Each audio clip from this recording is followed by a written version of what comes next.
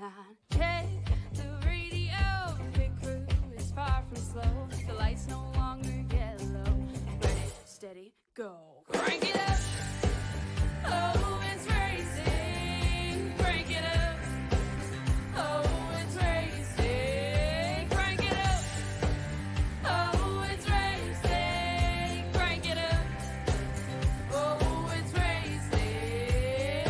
In love with the ride. Burning rubber smells real nice. Fuel it up once or twice. Come on, fast is the way to drive. Crowds all on their feet, not one bothered by the heat. Imagine them in the driver's seat. Checkered flag would be sweet. Crank it up. Oh, it's racing. Crank it up. Oh, it's racing. Crank it up. Oh, it's racing. Crank it up. Oh, it's racing. Everybody get ready. On your feet. Here we go. 3, 2, 1. Crank it up.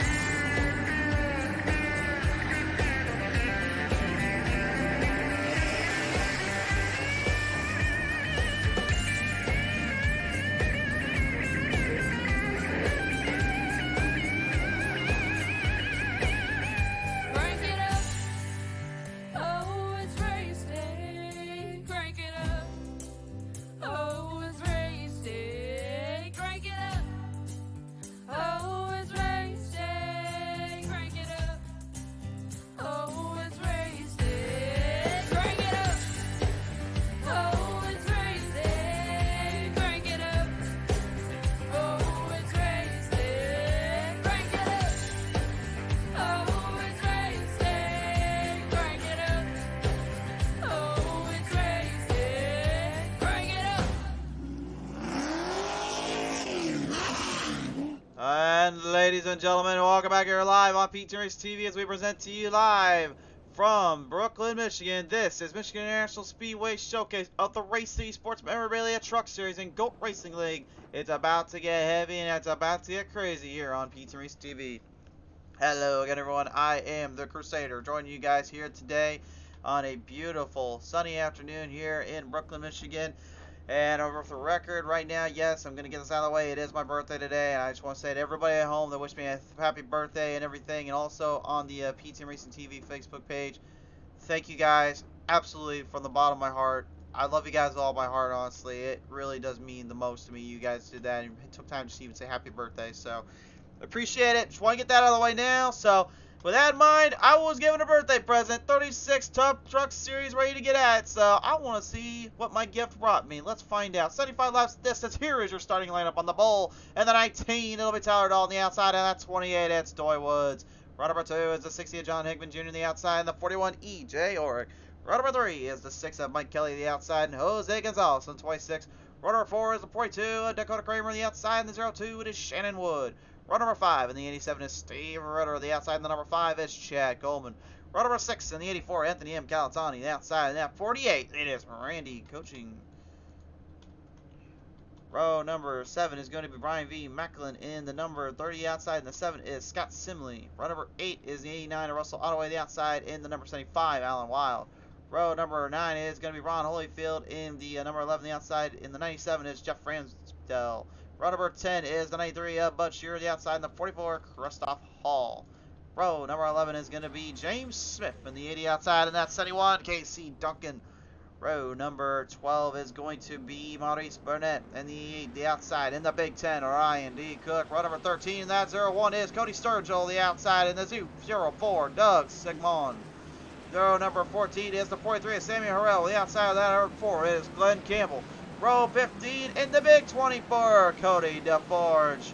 Row and the outside in that 23, it is going to be Charles Van Schaik. Row number 16 in the 12 is Aaron Jackson. The outside in the 69, Dusty Burkhart.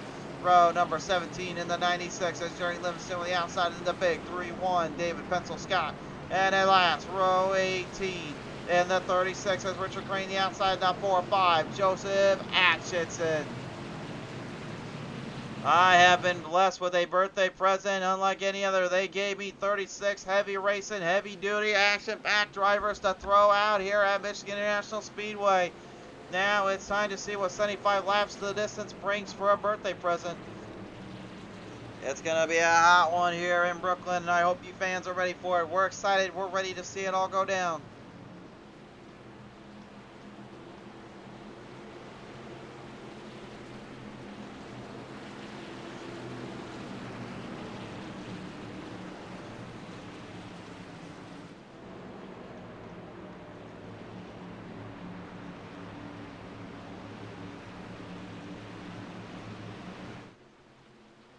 Rounding them out across the plains, across the distance. Race fans, begin stage number 1. 15 laps to the distance. Here we go. Green flag is out for the 75 lap A main. Now here for the GOAT Racing lead.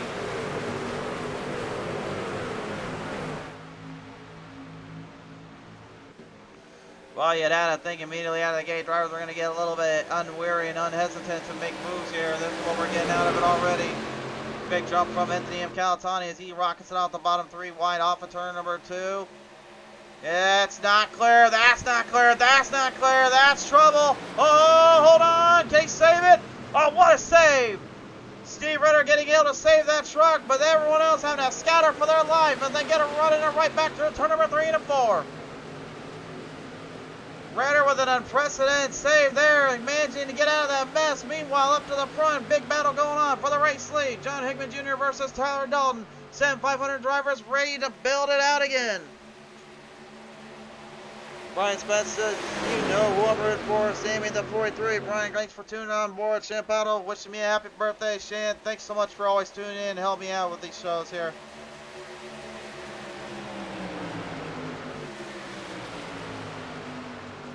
Well, that big 43 that Brian, right now you're alerting on, he's got some work to do. The Guns N' Roses machine currently strapped back a little bit in the 24th spot while trying to deal with the pace these drivers are setting on him.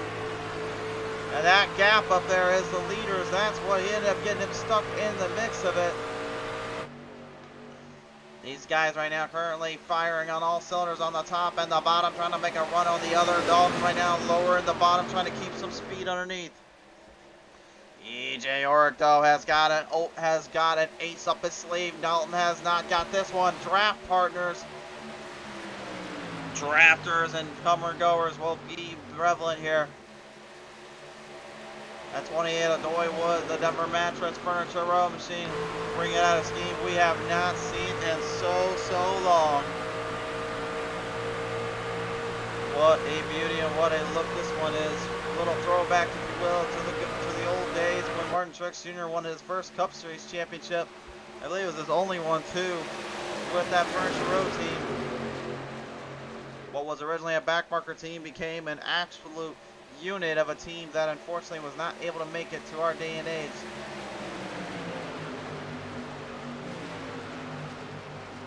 Dalton falling back quickly here. Jose Gonzalez in the 26 making a little comeback trail here. Remember, Gonzalez isn't exactly a pushover here either, guys. You got to be careful about him. This is a guy that knows how to really rock it and field him out and really push these drivers to their limits. He's got a race win to his name when the likes with EJ Orr, Tyler Dalton, and even Anthony Calatani all getting themselves a little piece of that victory lane pie, if you will.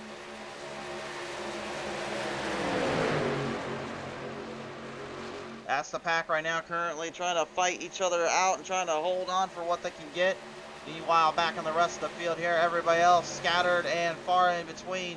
Many drivers kind of come up from the eclipsing nature of what happened between the 87 of Steve Ritter and pretty much everybody else in that mix.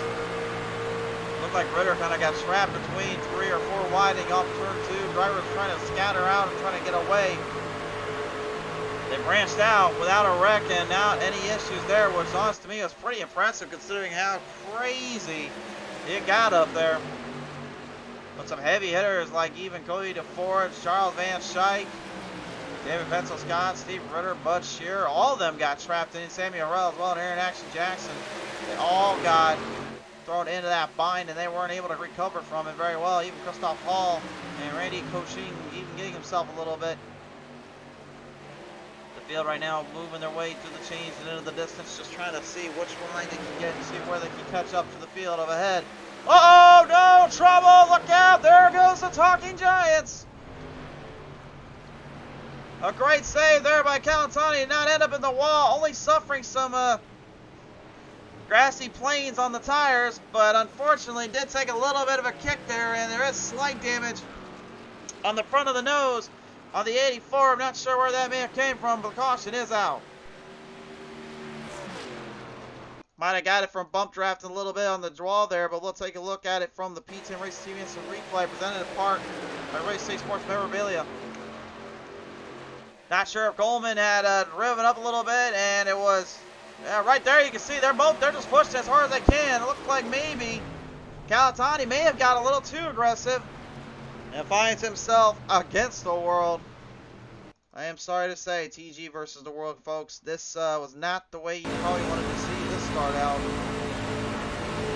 It is early though, so you never know. It can always change a little bit. But here's what I looked at. You can see he was quiet. You can see right there. He was trapped so hard when he was pushing up there. He had everything lined up, but again, this is just one of those racing ordeals. You just never know who's behind or in front of you. You really have to hope your spotter is on their ball and on their game, just to make sure you don't end up where, unfortunately, Calatani ended up at. So he'll get sent trapped back into the 14th spot here. Now, there's a good news to this, at least. I'm pretty sure his tires got cooled down by running in the grassy plains and opened up his own lawn care service. So, hey, you gotta make a little side hustle once in a while, right, guys?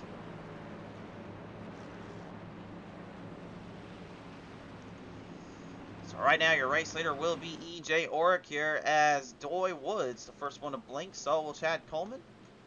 See if any other drivers decide to go into pit road. Oh, looks like we're gonna lose Scott Simley. Here's another heavy favorite, honestly, in these races. Won a cup race already this season. Rainey Coaching here in Jackson. Doug Sidman. And Butcher, Charles Van Scheik all in the pit road. Dusty Burkhart as well. So pit strategy is definitely playing a factor here in Michigan. As they should, honestly. A 550 horsepower package with these cars, or trucks, I should say. This is going to really pinpoint and boil down to one thing, which is, can you hang on and can you push your limits quick and can you push it fast? Because you're not going to have a lot of time with it.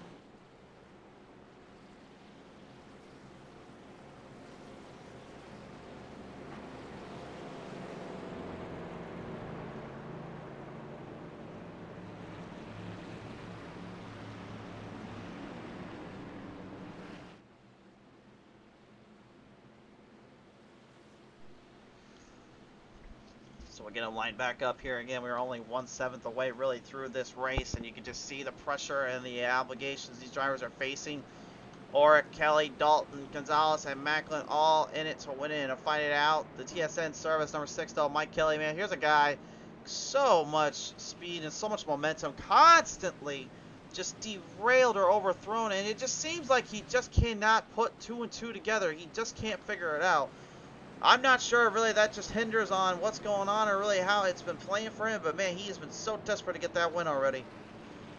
So far in the season, right now, Brian V. Macklin leads it out with 218 points over 199 of Scott Simley. 2 wins, though, to his name. Probably helps out. Tyler Dalton, despite having 3 wins, he's only at 184 points here, and he has fallen way back behind the pack in the top 5. Calatani only 2 away from edging him out there, and he's got 1 win to his name. E.J. Orick, 1 win to his name, and currently in the 9th spot, and Jose Gonzalez with 1 win as well, and that is where we strap down our field of drivers so far anyway in this season. You may have been wondering, okay, wait a minute, why did you only mention those specific positions and wins? Well, that just goes to show you how far and how separated wins and consistency matter in this league. It's one thing to get the win, but it's another to be consistent. And with the packs this much and the packs like this really to me is what I always love about racing, is that the winner is always determined on consistency and control. Winning isn't fully everything if you continuously are too chaotic for your own good. Now again, it's not the best point system by any means, but it's definitely, in my opinion, a very well-rounded system and a very good system to use. Consistency wins. Consistency deserves the title, in my opinion. But then, of course, we got to remember something as well. which is we have those playoff races that embark later this year. And yes, I did say later this year. We'll be running it all the way, I believe, up until about June or July, I think is where we're going to be ending up at before we have our season championship race. So if you are new to the channel and you like what you see and you like what you hear, guys, and you also remember these drivers are on Saturday nights as well, you guys stay tuned with us and join us here on the show. You don't want to miss it. Seriously, you'll really want to catch all the action here on Pizza Race TV. Back off to the green flag we go. Stage number 1. Still about 5 laps left to complete.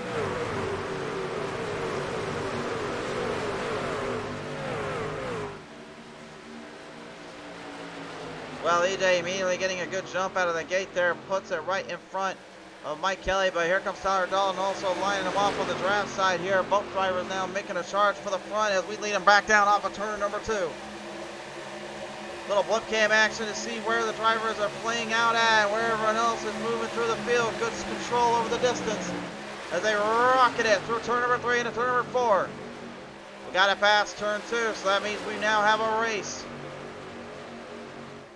That's when the packs will start to branch out. The comers and goers going with it. Speaking of coming and going, Backlund and Gonzalez trying to level out the 19, the 6, and the 41. Both drivers right now continuously looking for openings and looking for an onslaught of opportunity.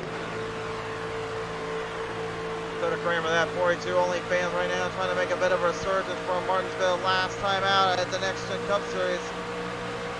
He told me earlier today I was not thrilled or happy with my performance. I will not let that be the standing point in my position. Jeff Ramsdale constantly in the headlines for that podium and in the second spot, but he has yet to finally put 2 and 2 together for the win.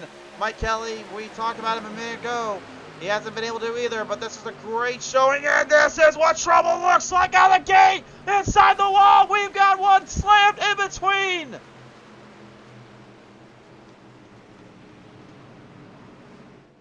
That's EJ Orrick down there, and Tyler Dalton managing to recover, but EJ is absolutely destroyed on the front straightaway here. Oh my goodness. What a massive hit. Oh my gosh, that was a nasty hit there. Let's look at the replay. What the heck happened here? Let's get a look, and looked like Backlund just tagged him. Dalton got slammed, and look at this. Oh my gosh. Oh my gosh. The whole front of the nose is completely diverted into the ground there and into the wall protection. We'll take a look at Dalton's wreck here in a minute too, but one more look at Orrick. Oh my goodness.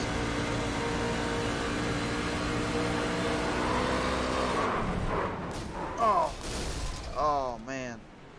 What a nasty collision. And you can see the frustration definitely in his eyes there. He is not a happy camper after that one. That was a horrible hit. Here's Tyler Dalton's onboard camera.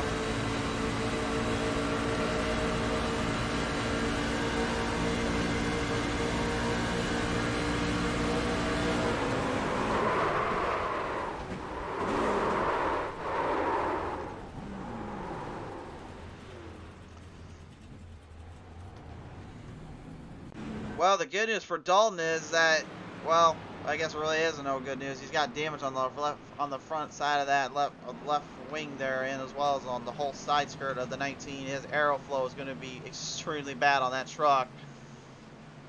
The good news for him, I guess you could say, is he didn't end up what Orrick did there. But man, talk about really getting kicked when you're down. Most wins so far, and now he's literally just about ready to be sent back to the Shadow Realm if he's not careful. He's got to get something figured out on that truck.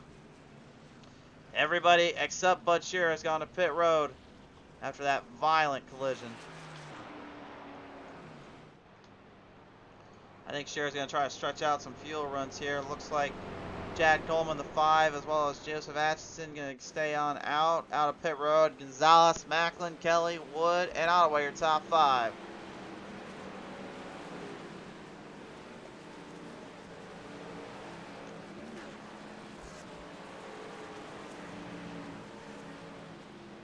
Man, I can't even imagine what that must have been like. Racing up for the lead, nearly getting up there as close as you can, then all of a sudden, boom, just turned inside out and sent for a ride. I mean, I've been a part of some nasty wrecks, but usually that's on short tracks.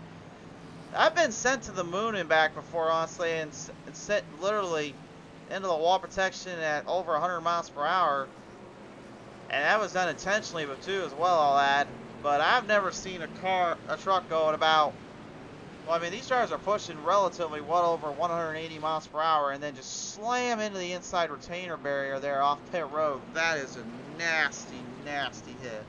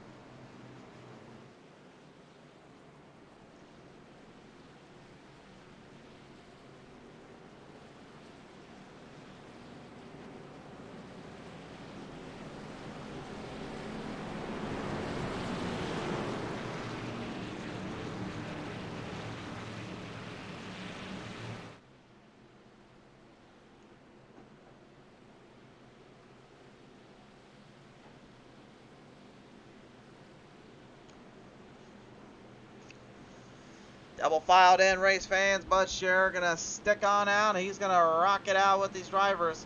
His pit road was on lap number 9, so he'll have pretty much about the same tire and fuel mileage as these guys will for the short run, but long run, those guys that went into pit road now will have a little bit more grip on the late half, so that may play a factor. We'll find out in a minute how much of a factor it plays into. I'm not sure what Sherritt's driving out there either. Is he driving some kind of matrix machine out there? What kind of scheme we got on that truck? We'll try to get a better look at that. We can get our camera rolling over there. No, it's the NVIDIA. There we go. There we go. Get a little camera there. It's the NVIDIA scheme, just a little bit with a CPU core processor. Look to it. I like it. We're pretty cool. All right. Well, we can judge schemes later on. We got still a race to work. Stage 2 begins.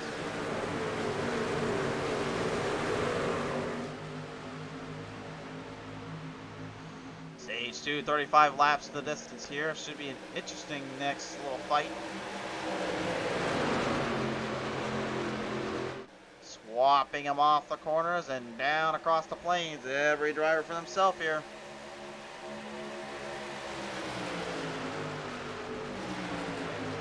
Cody Sturgill with some problems down there, and Sturgill all but down and out in this race. He's done. As the field works their way through, every driver right now coming clean through the gates and now trying to clear out the gaps. 3 wide to the distance. John Higman Jr. in the 60 trying to get back to the top, past top 10 and back up to the front. Brian V. Macklin, Jose Gonzalez right now desperately trying to challenge Bud Scherer for the race lead. And don't look now, Calatani after that little spin and hiccup isn't too far behind, and neither is one of our fans' favorites, the 43 of Samuel Harrell. Some love down there to the 43 camp, still searching for his first win of the season. Could he get it done today?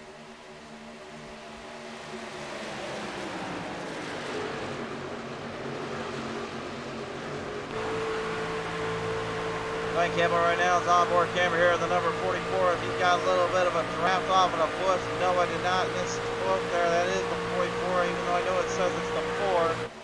I know for sure that's the 44 because I can see it from the top of my booth here.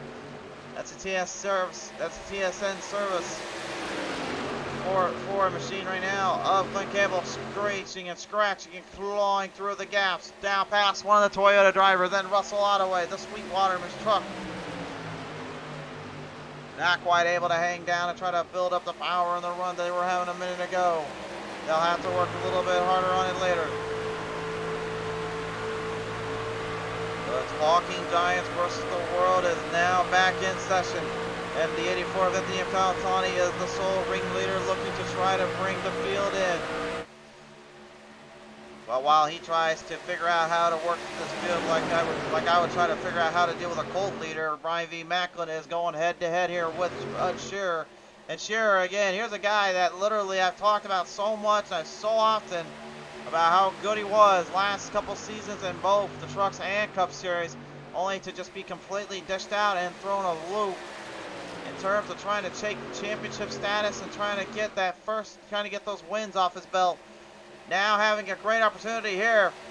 Back up down to the corners though, and now shifting through the gears once more. We shift through the positions. 3 wide down on the front straightaway. That is Wood, Ramsdell, and Galantani in that mix. It's going to be heated here. Little stripped up there from Ottaway. Now send them in there. 3 deep off that one. That could have been disastrous. Long straight, long resolves, hard racing. Livingston with problems down there, and he's out. Uh-oh, hold on, look out there, Ottaway. He's going to get tapped, and oh no, that's Christoph Hall, never mind. That's Christoph Hall in the 44. He gets tapped around, and he goes for a spin, saves it, but a caution flying out anyway. Ryan, it looked like Russell Ottaway for a minute, and then I realized, well, wait a minute, there's a 44 on that team. I only knew that was Christoph Hall, so apologies to Ottaway for confusion, but Hall definitely, probably not too thrilled right now. And no, it's not because I messed up his last name, or his first name there, it's because literally he is a little bit mixed up and mad about getting tagged and spun there. And it looks like he's maybe going up to have a little discussion, or he's looking for his spot back. And I think the officials are telling him, like, here's where your spot is, and secondly, please keep it to yourself. Well, but he's going to get back in his spot. Race fans, there he is. He's going to square it up around, I believe, the 31 Lucky Charms. We'll take a look at the replay. They'll be behind Devin Pencil Scott there, but here's the replay. Here's what happened. Doy Woods came right up. Again, Hall slowed up a little. Got clipped around, but what a save there, man. That thing was completely gone. Christoph, great save, to say the least there, right off of turn number 3 and 4. He used a little bit of the banking, but you could just see that took a lot of talent just to keep under control before it got out of there. One more look at it. Watch the steering. Look at how he steers this one in. Listen to the throttle.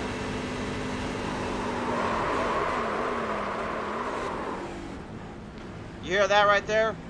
You shift it down. You set her back up. Drive back along. So not a huge loss of positions, at least for Hall. Good on him there, but again, he did drop back into the 17th position, so now he's got some work to do.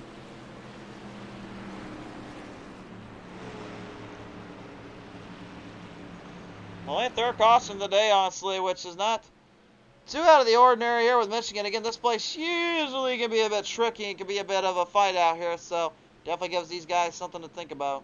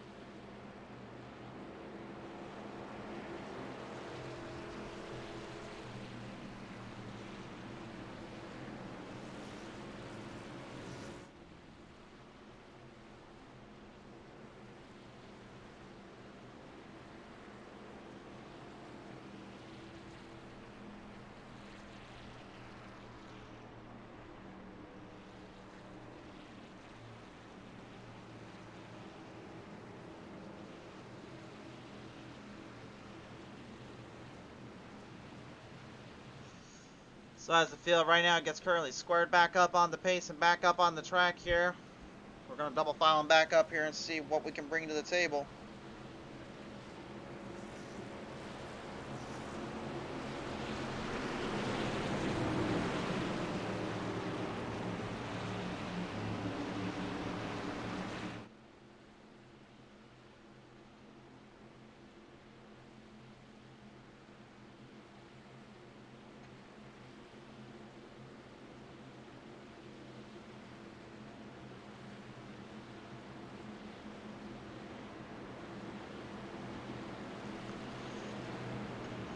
The field is ready, and they're feeling it too. We've got about 50 laps remaining coming back to the green, 51 in total to be exact. Brian v. Macklin, Bud Shearer about to go at it again.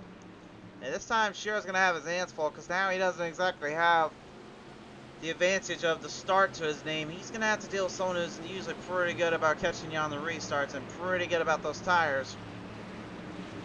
But everybody else right behind him definitely could be an odds-on favorite to win this race. Which one will it be, though? Oh, we're about to find back out here. Stage number 2 is not over yet, folks. Green, back out.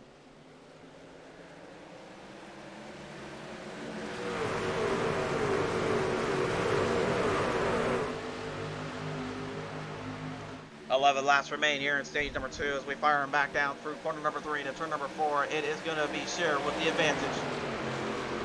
Macklin trying to clip the nose off, trying to look for some openings down through the field. Russell out of the way, trapped in between there, between Calatani and Woods. Woods backed off. Now comes a big run from the number 44.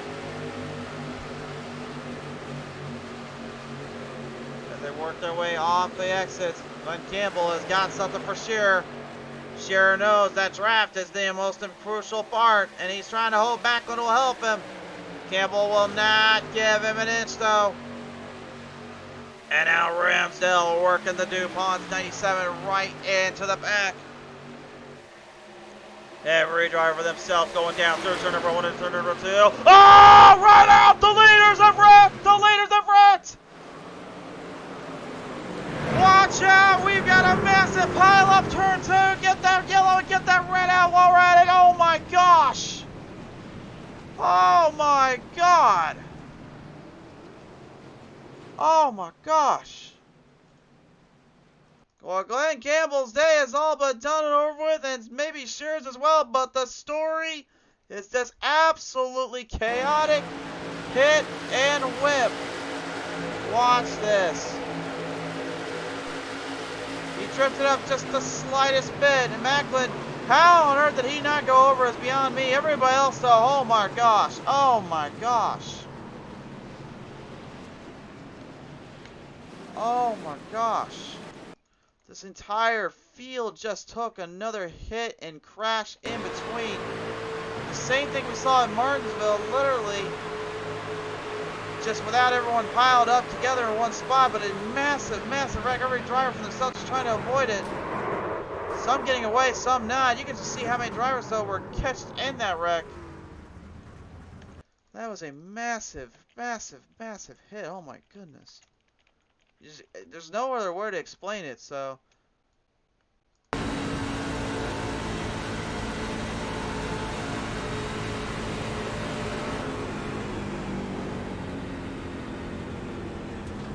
Look at this. Look at this. Oh my gosh. It's just absolute horrible disaster just clashed in there.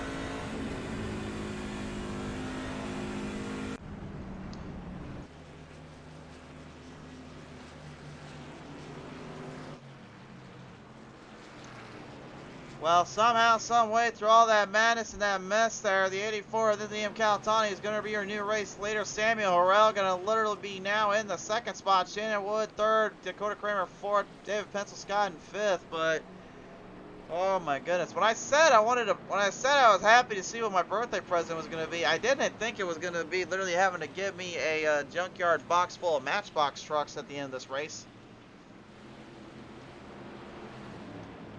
Man, I know these guys right now cannot be happy with themselves, and they know they are frustrated. They don't have any answer repairs for the first part. Then the second part is they don't even have really much they can lose out here. They're damaging so much their equipment and so much themselves up, and not realizing how far along they still have in this race. And again, it is early, but I know the pressure really is starting to get to all of them.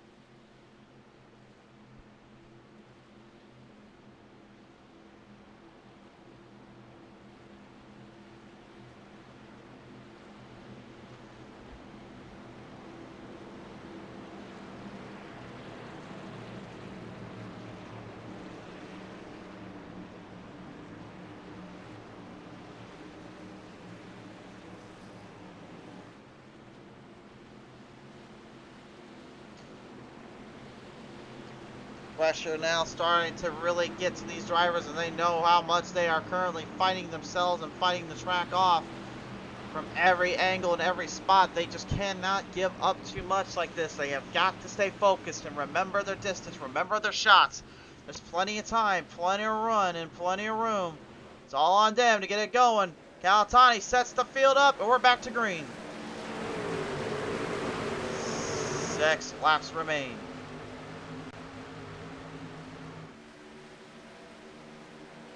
Calatani, a beautiful start out of the gate, and Harrell just patiently waiting his time.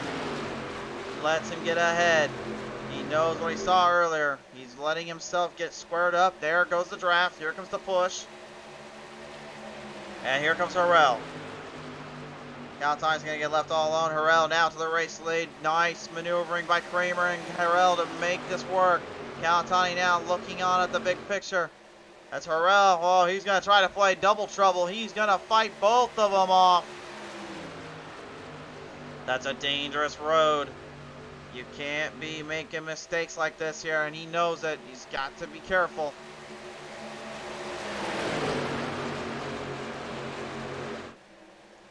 If I was him, I wouldn't be trying to maneuver around too much. Blocking that run, blocking that angle can force other drivers to catch up quickly. Brian D. Cook, certainly one of them, and the Budweiser 10 as they go 3 wide and off around the corners. 0-2, Shannon Wood in the real tree machine up at that 484, Christoph Hall.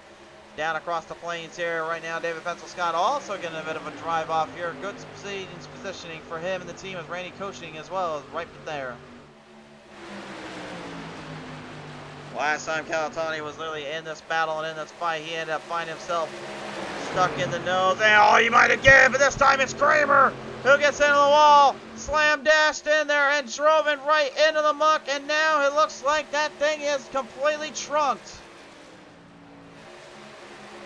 Well, I don't know if the 84 had a lot to do with it, or maybe it was just a slight little run-off there, but Kramer and him both had connected in. As Hammy Orrell loves what he sees now, he knows he's getting further ahead. Only 3 laps left to complete. Hunter Hammer and Hanson join us on the call real quick, and just wanted to wish me a happy birthday, Hanson. Thank you so much, sir. I appreciate it, brother.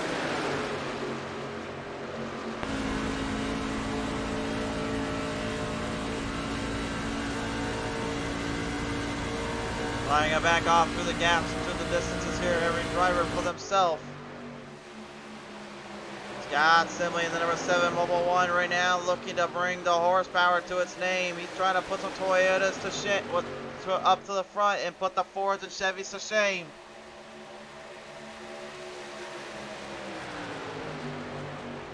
Put some speed on that Tundra, man. Oh my word. Not only did he find a run, I think he found something else. He is really just chuckling. He's chuckling these through. Chugging right along too. Now the Guns N' Roses, instead of swinging Sweet Child on Mine, he's saying welcome to the jungle, because now he's got a Lucky Charms boy right behind him and a big old Harley Davidson number 48 ready to trap him off. A Chopper versus the Guns and the Roses. Oh my! Sibley gets into 2 of them and right up front of the leaders. Look out! Calatani got slammed in a little bit. The caution's out again. Are you serious? Oh my gosh. Oh, not again. Not again. Oh my goodness. Well, the stage will come to an end. It will go to the final stage. But yet again, the story is just, can any of these drivers stay out of one another's way or get out of there or not run into one another? Unfortunately, it does not seem to be the case. That airflow and the aerodynamics around the trucks just simply are not giving them a break nor giving them much life here away from it, and it seems to be absolutely torturing these drivers. Look at this. Try to shoot the gap. David Pencil Scott probably didn't know where Simley was there. Honestly, it looked like that was actually spot that started it. Simley just unfortunately an innocent bystander and all that. Although I will say, if you try to shoot that 3 wide gap, you run that risk and you run that move. So that is all on those drivers for making that maneuver. But I would say that was a spotter error for sure. on Pencil Sky. There you see right there, the 31 drove it right up on that 7. They go 3 wide. Look, Calatani got clipped big time. Look, there are a couple of them getting slammed in there.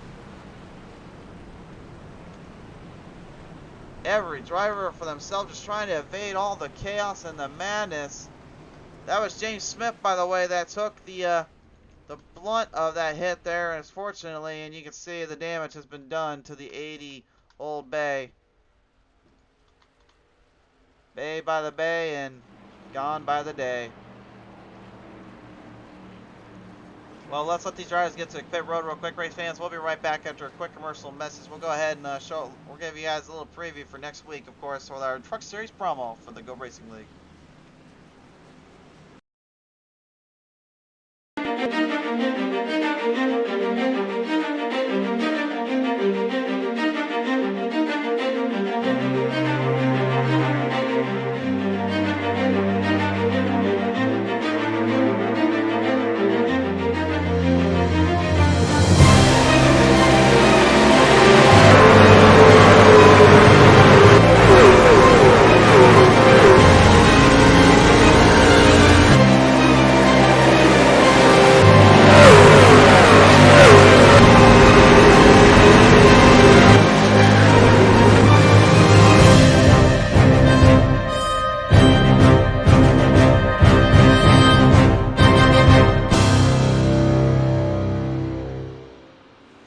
And welcome back here, ladies and gentlemen. Still live here at Michigan International Speedway here in Brooklyn, Michigan.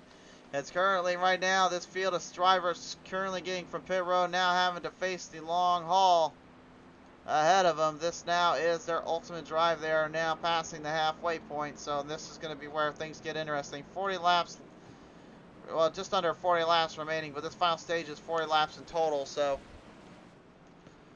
we have now eclipsed and set ourselves into the final stage. And so far, 2 major concerns here, the pileups and everything else. And it's just absolutely a maddening mess, to say the least.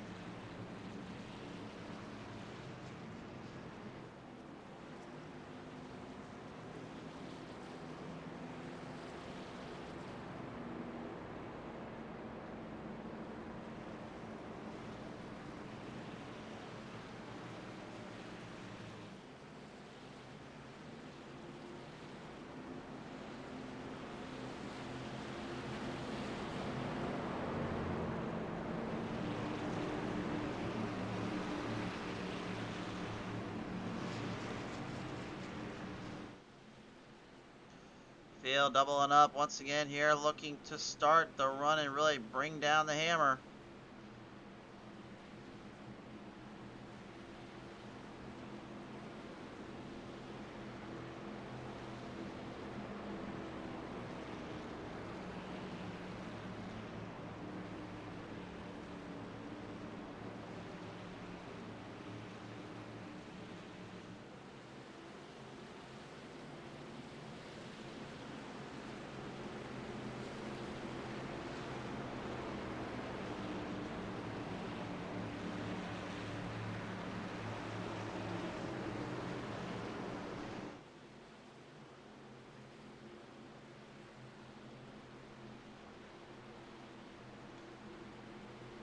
Looking to start this final stage with a bang. Let's see what happens. The Wild Man is going to have his start in his day. We bring him back to the green. Alan Wild here, still searching for his first ever win. Got a loyal fan base rooting him on.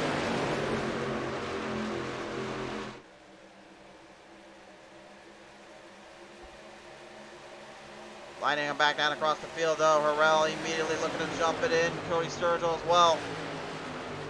And the Spaceballs truck. Pierre machine as well right now with Cody Sturgill. having to deal with the face that runs some places around with Ryan D. Cook moving his way in the chain. Christoph Hall as well. And we're back down 3 wide for second. Harrell closing him off. Sturgill way wide, way wide. Yeah, save it there. Yes, he can. Wild's got it now. Try to cut it down. He does. Great move. Great drive off. That was tough. That was a scary moment there we saw earlier. Well, it happened to a lot of drivers when they got a little too clairvoyant, a little too picky about that. Every driver for their position, every driver for that pack, just trying to hang on, trying to stabilize down. By the way, Tyler Dolan moved back into the top 5. The 19 is still damaged badly on the left side of that truck, but at least it's taped up and somewhat running.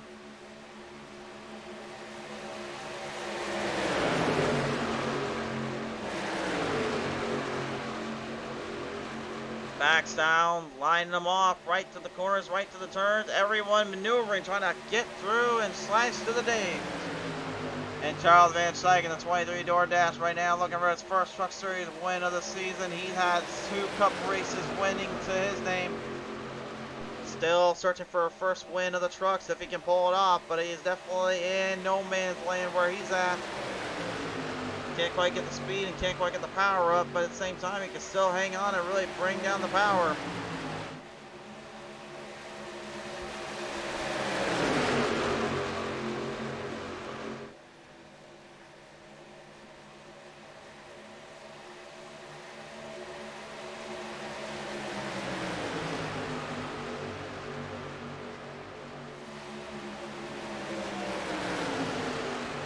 Wide on yet again, Dalton, Shike, and Crane.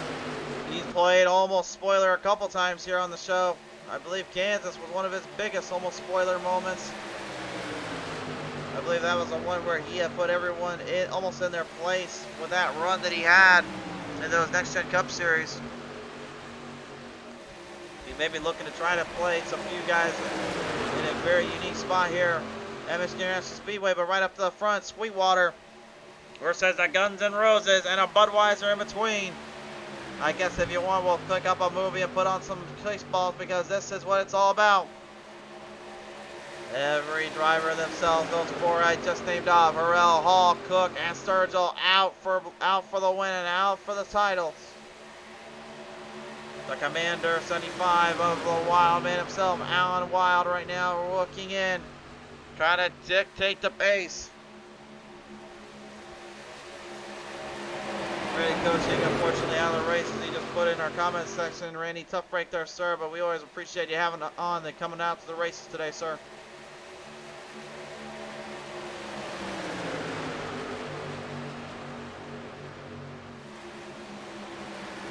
Three wide off, Calatani right now, currently trying to stay out of that mess. He doesn't want nothing to do with any of them getting into him. He's already been punched, strapped, slapped, slipped, spun, and done up dirty a few times in his mind today. He's currently just trying to, at least for the most part, stay out of more trouble than he already has been in. Christoph Hall driving a little bit wider on the outside, trying to get a little bit more speed than you would get on the bottom, and at the same time trying to save his tires. Sammy Harrell, though, defending him off, and every single driver right now doing the exact same thing to themselves. Chad Coleman, the 5 earlier on, had to park it down at pit road, but the adrenaline shock Ford F-150 now is in top 5 category. Coleman looking for his first win of the season, came up runner-up just a couple of weeks ago.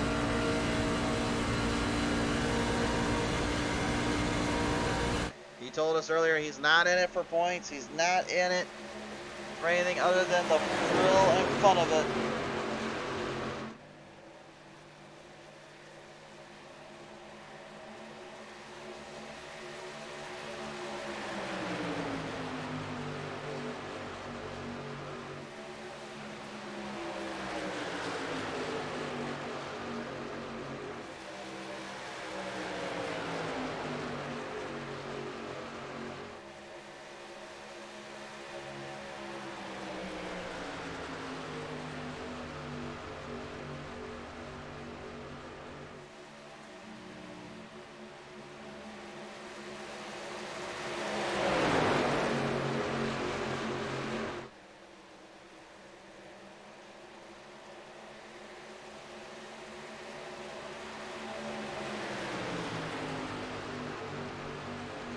Livingston, you can see just the amount of abuse and control he's been suffering through the day at the hands of not only drivers but just himself, his own clairvoyance as well, and what he's had to apply himself through. Best lap times on your radar right now, race fans here, and if you're in the 39-second lap category, you're doing something right down there.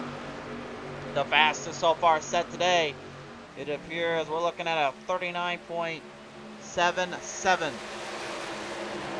That was set earlier on by Glenn Campbell with a 44 lap, with a 44 truck in mind, but unfortunately, as you can kind of see right now, nowhere near in this race. Unfortunately, got just dished out and rolled out of this race. Unfortunately, Samuel Rudd right now talking about really just keeping everybody behind and keeping a good pace for what he's trying to do right now. This is exactly what he needs to do to stay focused and really keep himself in the contention to win this race. Just driving right where he's at, letting everyone else kind of push their luck, and then trying to push that truck around. It's actually probably doing him more good than anything else.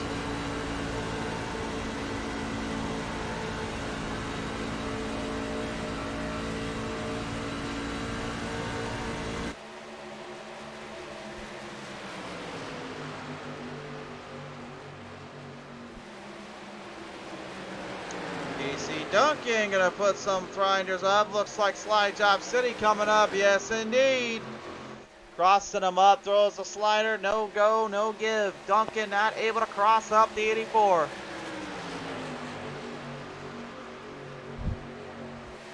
Slide job is when you drive it from the high side and bring it to the low, and then send it on up to the top, and hope that one that was right in front of you backs off. Otherwise, you're going for a ride down there.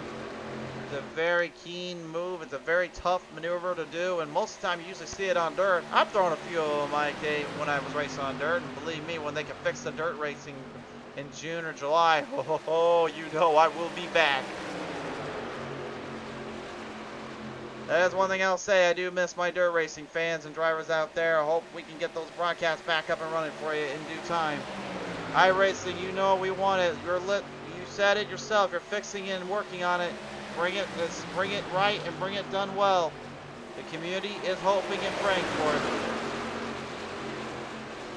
We do know also that they're getting a new tire model ramped up and fixed up as well in somewhere around the end of this year with the season update, if not by early next year with the build. So a new tire will be introduced for our oval leagues and oval cars.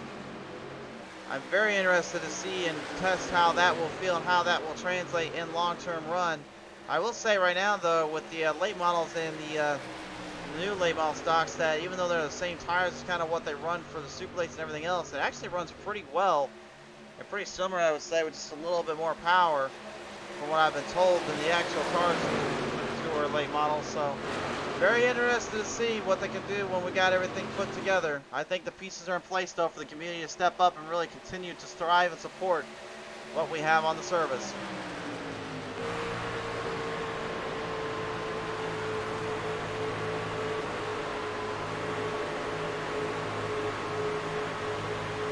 And you want to talk about wild moments here right now. Currently, drivers head to pit road. Harrell, Hall, Cook, and them going in. But Tyler Dahlman, man, he is pretty much been thrown to the wolves throughout this race, and yet somehow he seems to still find himself coming back. Charles Van Schaik right now trying to keep the distance, the gap between him and the rest of the field very wide open and very clairvoyant. He knows he has got room to work with.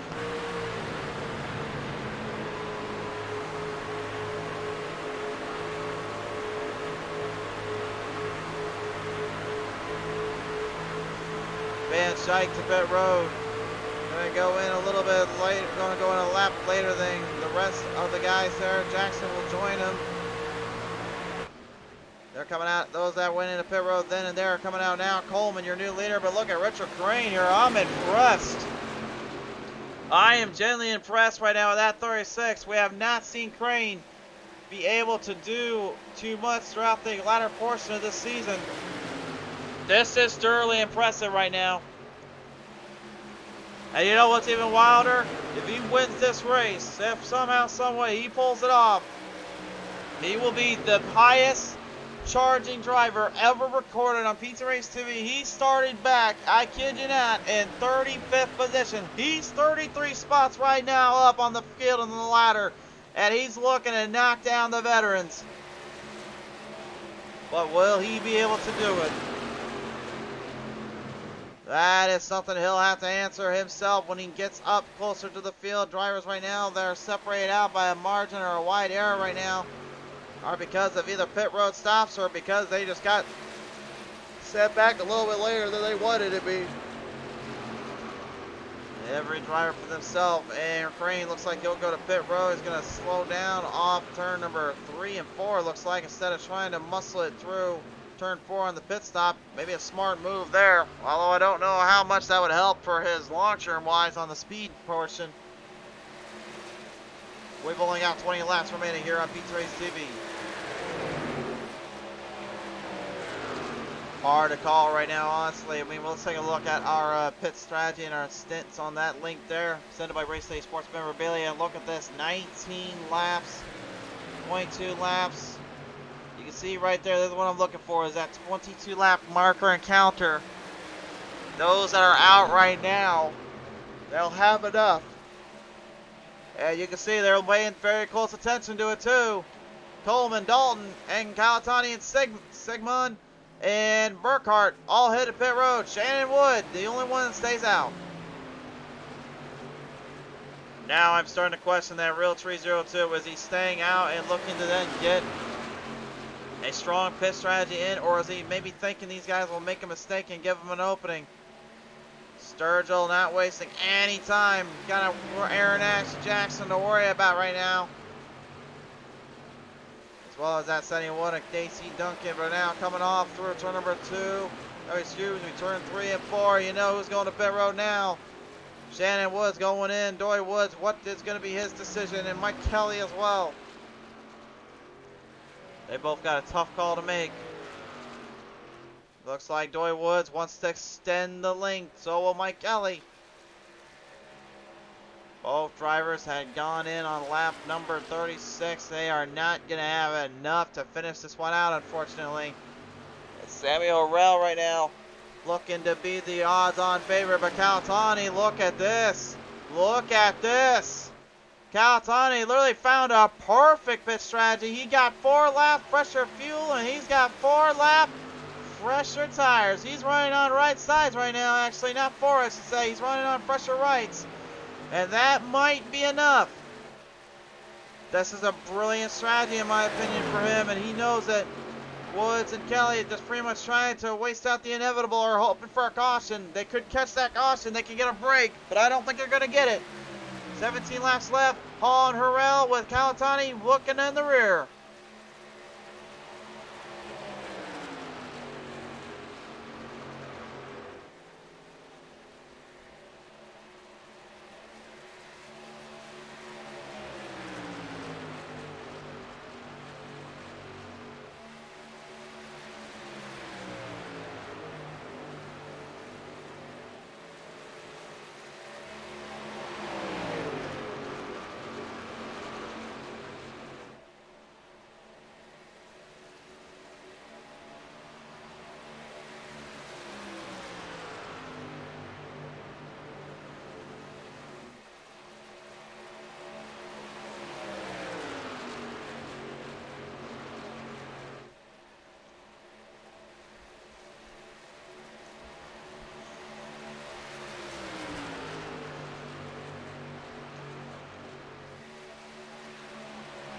Yeah, Doyle Woods and Kelly, man, they are just going the absolute distance right now. I know their strategy is they're trying to just hope for a break or hope for something.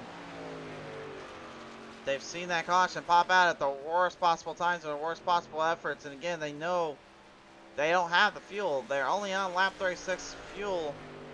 But they're on, so they're not going to have enough speed and tire to keep up if they even went into pit road at this point. That's the burden and the risk you play when you try to play this game.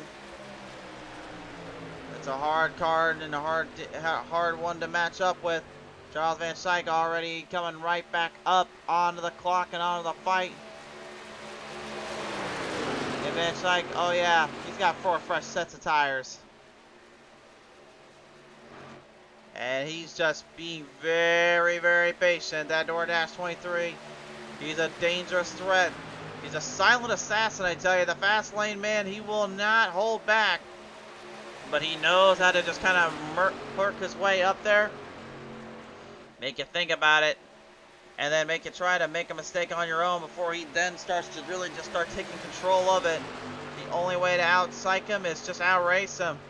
You can't do anything else. He's like a man of steel, and there it is, Calatani. At this point, looking for a good position or a good finishing order here. Demi Harrell right now, all he cares about is just desperation and getting that first win finally. Christoph Hall, the same boat though. Remember Hall earlier had an extremely incredible save there. After a wild little hit that he suffered there, unfortunately, out on the end.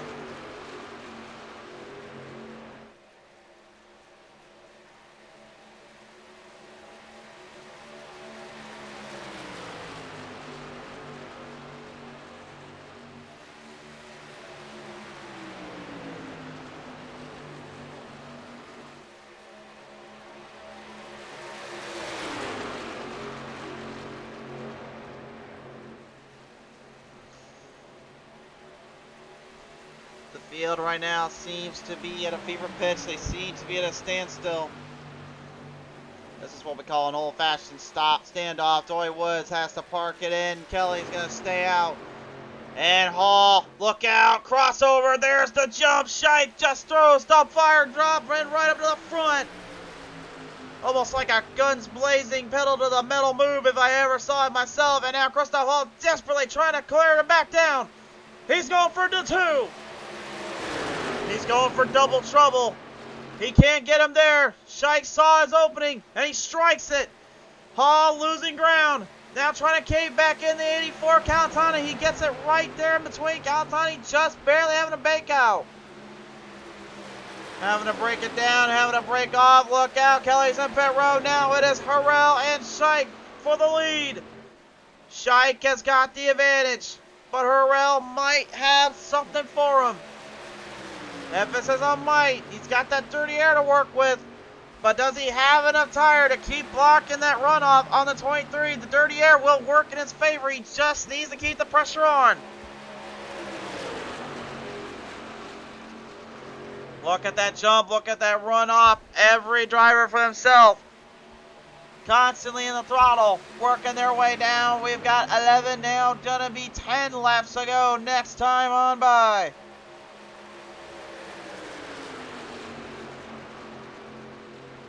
Pressure mounting, momentum ceasing through. That rear wing spoiler definitely putting a good inch in between these drivers and really forcing them just to have to make clever maneuvers and clever tactics, just hoping and praying for a chance and opportunity. Harrell's right side tires have got to be screaming at him right now. Just stop burning me up. Stop burning me up. Those things are taking an absolute worst pounding for pound shot. And Scheich now gonna absolutely torment him even more. Here he comes. Down for the inside, looking for the pass, looking for the lead. Harrell, nothing left for him. Scheich got the drive, and he's got the lead. And here comes Calatani here. A little bit of a late rally, a little bit of a late rush. Right down for the 3rd spot. Hall trying to take him down, trying to cease him from going there. He's gonna hold the outside line, and objective it is.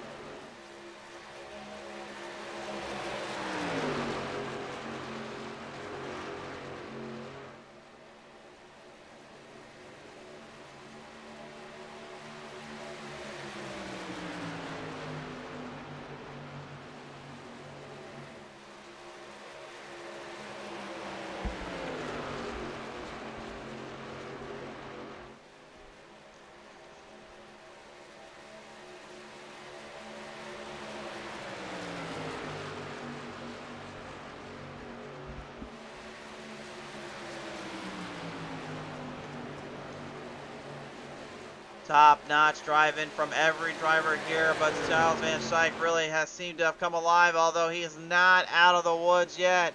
He may have shown his cards a little too early. Look at Samuel. Look at this. Did he possibly play possum on Scheich?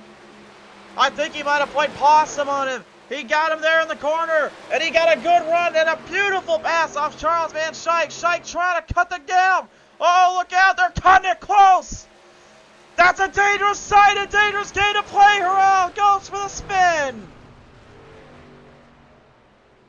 Oh my goodness, there's only so far you can block. There's only so far you can run down to. Oh my goodness. Oh my goodness. I mean, I will give benefit of the doubt for Charles Van Schaik. There was no room, and there was no way that was going to end well. I know I don't blame Harrell for doing this, but again, this is just not the time, and this is not the area to do that at. I think he thought maybe he had just a little bit more room, but it wasn't quite enough. Just barely grazes the wall there, so at least he'll be okay there. But again, if you're Charles Van Schaik, I mean, literally, this is like a Brad Keselowski, Carl Edwards situation in Talladega 2007. What are you supposed to do? You go below that line, you're in trouble. You try to pass him there, you're in trouble. You try to do anything there, you're in trouble. You go in the grass here, it's just trouble. So you just got to do what you got to do, and I don't blame either of them for their move, but unfortunately, somebody has to take the brunt of it, and unfortunately for Harrell, it's going to be him.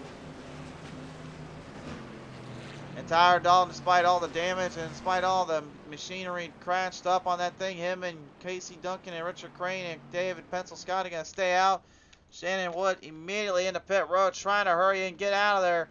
He's got it set to where he can get in and out quickly. Calatani as well, hurrying. Doy Woods out first. Kelly getting out next. Wood. It looks like Doy Wood's actually not getting out first. Shannon Wood will get out there, and it'll be Hall beating out Schaik to the line out of pit road. Calatani coming out with them. It's going to be fresh sets versus burnt sets coming up, and this could get interesting.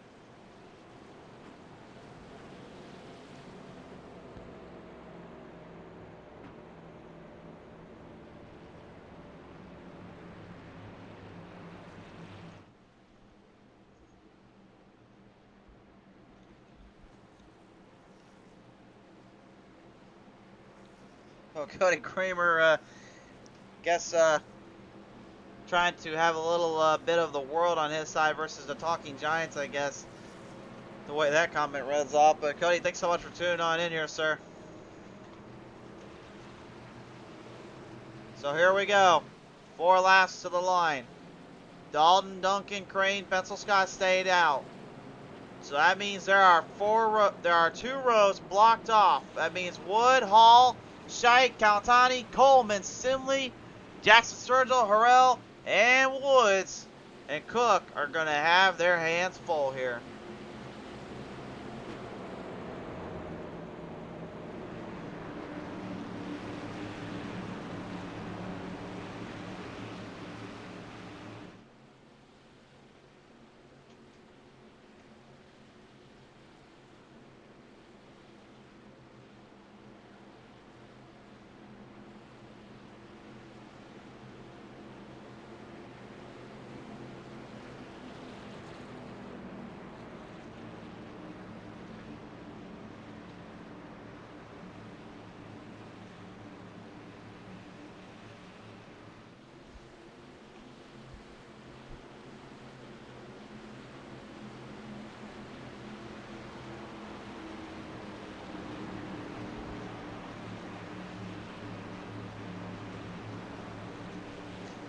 Here we go, race fans. 4 laps left. This is do or die time. These are going to be some tying times here for these drivers, and they are well aware of that. Here we go. Back onto the restart. Anybody's race.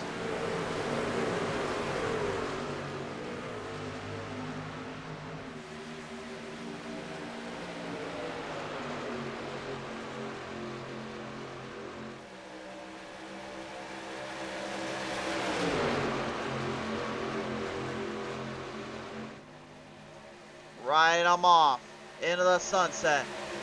Dalton has got the lead. Hall jumping up. Here comes Christoph Hall. Big run coming up for the 44. Huge run, big jump. He's got the lead. Christoph Hall has marched up. Look at this pack of drivers just drafted the heck out of it, trying to get ahead to the front. They see where Hall's at. They're trying to hurry to him. That is an absolute maddening push of drafting and trucks right through the field and through the gaps. I don't blame Dalton, Crane, and Duncan for trying their little strategy, but it did not quite work out in their favor. Hall right now trying to get out of that draft. He doesn't want anybody there with him. I don't think he's going to have much of a chance or much of a choice. Harrell left behind by Calatani. Look at the Talking Giants versus the World trying to slam him off to the ground. Harrell moving the chains. No room for error there and no room for issues here. You just got to hang on. Hall is literally trying to keep everybody in dirty air, but that's not dirty air. That's clean, fresh, drafting air through the gap down through turn 1 and 2. Harrell with the lead. Just barely edging him out. Trying to hang on. Calatani right there in the mix. 2 laps will turn to 1 last lap coming up this time on by. Harrell, Hall, Calatani, the 3 Musketeers about to do battle. Ladies and gentlemen, this is your white flag lap presented by Race City Sports Memorabilia. Is there anything left for them?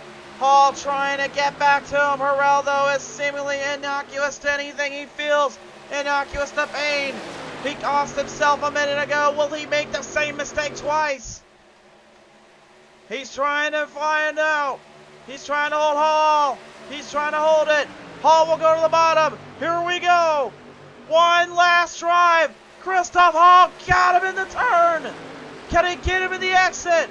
Harrell with a good exit. It's a strong run line.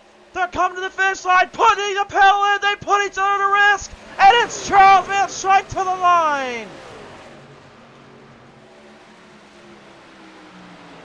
By 300ths of a second, Charles Van Schaik will defend off Hall and win this one. Oh my goodness.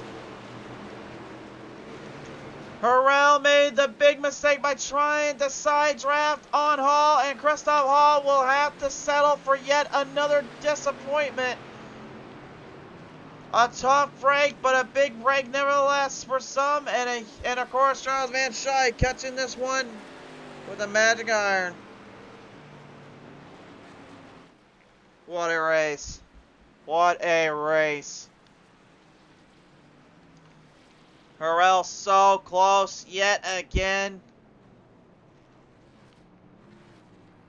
Calatani will bring another podium in. Van Schaik has now become one of the only drivers to win in both series, the trucks and next gens. Bobby Skinner can't believe it either. I don't think anybody can believe it. They literally just watched a piece of history go down here, race fans. What a performance. What a race. Here is your final results. Presented by Race City Sports Memorabilia here, ladies and gentlemen. Here is the final results now on your showcase.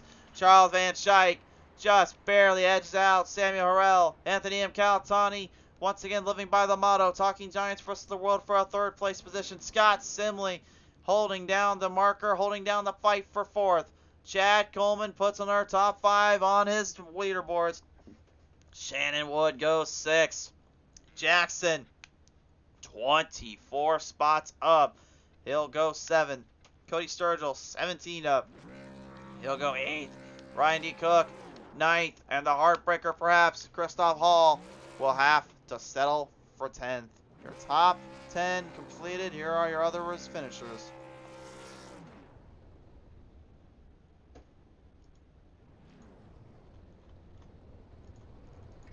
What a race. What a race. An absolutely thrilling conclusion and a tough one for some, but a crazy one for others.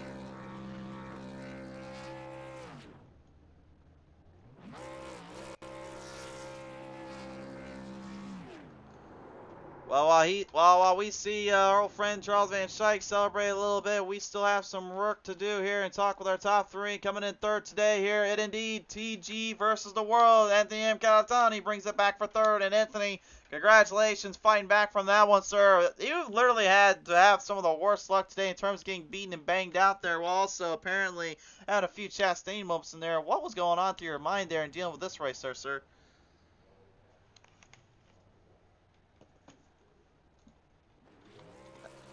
Anthony, if you're talking about it, it's not coming through on our end.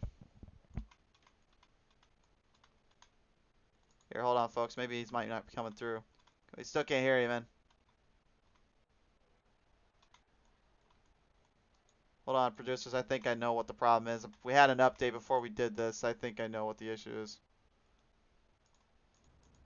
Hold on. And now let's try that. All right, Anthony. I think we got you now, bud. Go ahead.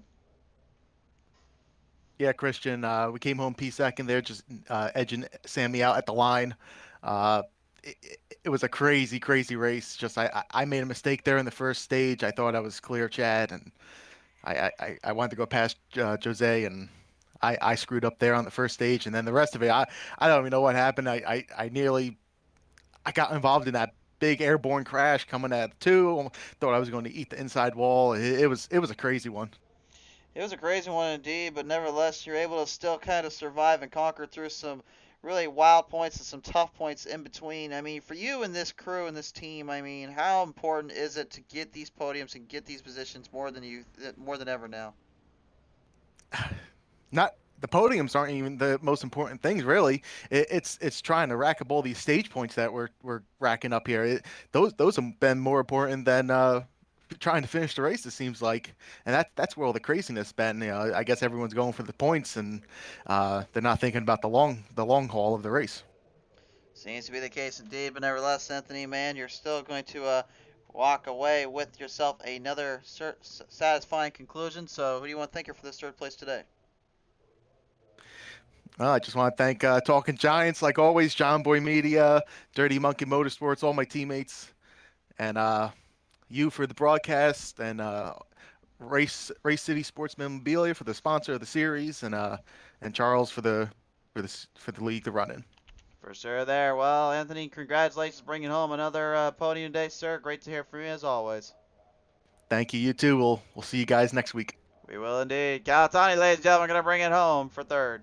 Ladies and gentlemen, your second place finish here coming to us in that Guns N' Roses 43, Samuel Harrell. And Samuel, oh my goodness, my friend, what could have been? Oh man, how about it? I thought it was I thought it was a great race. I had a fast Guns N' Roses Chevy Silverado, that's for sure. But you know, it just wasn't my night, that's for sure. Yeah, it wasn't quite your night, but I got to ask you this real quick. You had two situations, two scenarios. You're on the front straightaway, and the first one with Charles Van Schaik, you're literally bringing him right down to the grass. Then the next one, you have to deal with the pressure that was coming from Christoph Hall. I mean, if you were in a different position or situation, would you continue to try to do those moves, or would you may have tried something a little different next time? I probably wouldn't have pinched Charles down all the way to the grass.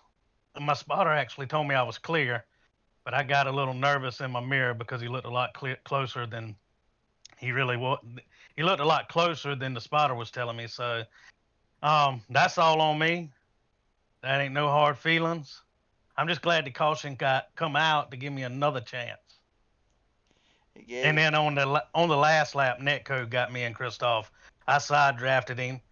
I was going to pass him for the win, but when I got within a foot of him, you can see his car just jerking. It just knocked us into each other. Good old iRacing Netco.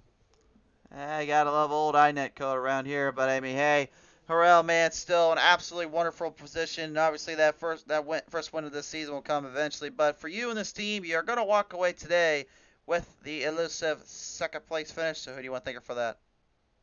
Listen, just like I always say, Charles, um, Goat Racing, they put on a great league. We got some fast drivers in this league, especially my teammates who make me better every week, just helping me and running with me. Just my teammates, and I don't know. You putting on a great broadcast so people can watch. I think I got a couple of people that watch every week, Tuesday and Saturdays. So I thank everybody. For sure there. All right, well, Samuel Mailman, what a performance. Another great conclusion for you and the team. Congratulations on bringing home another podium. Thank you, my man. Sammy Hurrell, ladies and gentlemen, going to bring our podium home, but the man that's going to bring home a win, not just in Cup, but in trucks now, too. Ladies and gentlemen, Charles Van Schaik is going to bring it home at Michigan. Charles, well, I will say, if anything, you certainly had two very glaring issues here. The first one was starting from the back, then had to work your way to the front, and then the next one was just trying to avoid chaos the very last bit. Talk me through this one, sir. This one was absolutely insane, to say the least. Yeah, I mean, every race I start in the back. Every race when it doesn't work out, which is most of the time, especially in this series, I tell myself I'm going to qualify and get up there, and then I chicken out and I stay in the back and work my way up. And this time I stayed back there. As long as I can, even if it got racy, I just stayed high, let people go under me. I was checking the tire wear. Then when I was by myself, I was checking what I can do, getting runs off the turns 2 and 4. And then that last bit, I mean, when you were talking to Anthony, me and Sammy were talking, I was just like, I was like, I was down. I kept going down and down and down and down, and I had nowhere else to go. And then he came down. I felt bad. I thought he was going to get the win, so I was going to be okay with it. And then obviously this Red Sea parted, and I was able to drive home for a win. But yeah, those last 4 or 5 laps, I mean, it was 3 wide. There was it sucks that Netcode got Sammy, because I don't know how Netcode didn't get me for the last 3 or 4 laps, because I was literally, I think doors were touching going through turns. But I had a guy above me and a guy under me. I'm surprised somehow I didn't get spun out. Not intentional, but I just don't know how it stayed straight. So it was exciting. A little bit better showing from the drivers this week, but I mean, still got to clean up some things. Michigan's a 4 or 5 lane track. It should be pretty easy to drive there, and obviously we got a lot of fast guys, a lot of aggressive guys. So I mean, it's taking a little longer than I was hoping for or expecting, but I'm hoping that we're getting closer to getting some caution-free races. Well, Charles, I was going to say this too. I mean, with the way this kind of played out and how many drivers you had, I was pretty impressed that it was actually, as less of cautions as it could have been if we've seen before on the show. I mean, for the most part, when the racing was good, it felt great. It looked great out there. I mean, for you and your inside cockpit, I mean, what was it like for you just to be able to see everyone kind of putting together when they were working together there? Yeah, I mean, it was, my teammate Aaron, he had a little damage in one of them. So, I mean, we had a strategy, and unfortunately, he had the RPMs, but in these trucks, when you're anything on the front quarters or the hoods happen, especially at this track, I mean, once you lose, you're not going to keep up. And where did he? I mean, he finished P7. He'll take it. But would have been nice to have a teammate. Sammy and Ryan and Christoph were working well. I had to pick them off one at a time when I was catching them. They stayed high, and I just kept slide jobbing them and just praying and hoping they would let off, and they did. So I appreciate it when I did decide just to put it up there. It was kind of, I got to do it or just sit there and ride around. So. But yeah, I mean, other than that, I mean, there was some guys that got in the wrecks that had good finishes and were very competitive. I mean, Tyler, Alan, like I said, Aaron, Chad had some damage. It was up there. I think Scott might have some damage. So it was, appreciate everyone just staying in it and fighting, and hopefully it looked good on the broadcast. And like I said, hopefully next week and the week after and the week after that, we get better and stronger and get that illustrious, caution-free race. Well, I mean, I always tell you this, and I'll tell you once more as always. You guys can go back and judge the broadcast for yourself. We just try to give you the best show we can. But I mean, Charles, man, though, this one is going to belong to you in the victory lane circle. So as you keep it parked there for now, who do you want to thank you for this one, sir?